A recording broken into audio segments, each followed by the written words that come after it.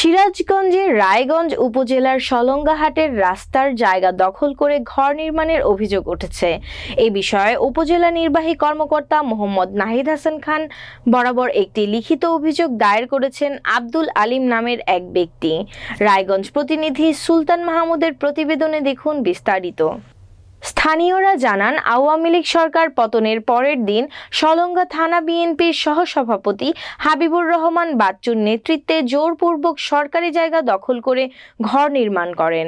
আব্দুল আলিম সরকার বলেন, সলঙ্গা বাজার মাদ্রাসা মোড়ে আমার নিজ পৈতৃক সম্পত্তিতে অবস্থিত আমার মার্কেটের সামনে রাজনৈতিক প্রতিহিংসা ও জোরপূর্বকভাবে সরকারি রাস্তার উপর ঘর নির্মাণ করে প্রতিপক্ষরা। রায়গঞ্জ উপজেলা নির্বাহী অফিসার মোহাম্মদ নাহিদ হাসান খান জানান, এই বিষয়ে একটি লিখিত অভিযোগ পেয়েছি। কোনো ব্যক্তি যদি সরকারি জায়গা দখল করে ঘর নির্মাণ করে থাকে তাহলে সরজমিনে পরিদর্শন পূর্বক তাদের বিরুদ্ধে অবশ্যই আইনগতভাবে ব্যবস্থা গ্রহণ করা হবে ও উচ্ছেদ অভিযান পরিচালনা করা হবে।